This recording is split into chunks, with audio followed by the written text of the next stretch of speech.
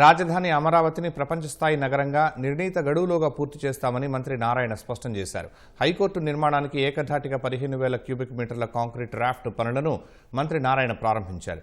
8 అంతస్తులుగా మొత్తం 21 లక్షల చదరపు అడుగుల విస్తీర్ణంలో 50.4 మీటర్ల ఎత్తులో హైకోర్టు భవనాన్ని నిర్మిస్తున్నట్లు తెలిపారు. హైకోర్టు నిర్మాణంలో రాఫ్ట్ ఫౌండేషన్ అత్యంత కీలకమని, ఆ పనులు పూర్తయితే మిగిలిన నిర్మాణం త్వరగా పూర్తవుతుందని పేర్కొన్నారు. 2027 డిసెంబర్ నాటికి పూర్తి చేయాలనే లక్ష్యంతో ముందుకు వెళుతున్నామన్నారు. రాజధానిలో అధికారులు, ఉద్యోగులకు 4,026 ఇళ్లు నిర్మిస్తున్నామని తెలిపారు. వాటిలో 3,500 నిర్మాణాలను మార్చి నెలాఖరుకు పూర్తి చేసి అప్పగిస్తామన్నారు.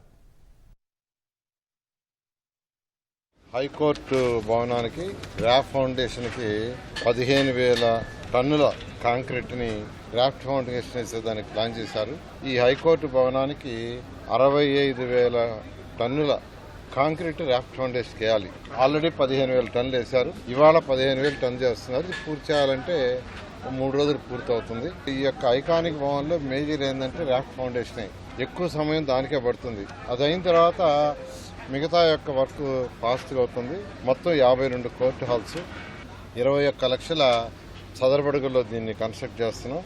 ఇది ఐకానిక్ బిల్డింగ్. వచ్చే సంవత్సరం డిసెంబర్కి ఇది పూర్తయ్యే విధంగా యాక్చువల్గా జరుగుతుంది.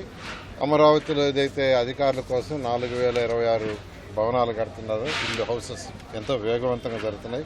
ఏదైతే ప్రజలకు మాట ఇచ్చినట్టు ఇవన్నీ కూడా 3 సంవత్సరాల్లో పూర్తి చేయడం జరుగుతుంది.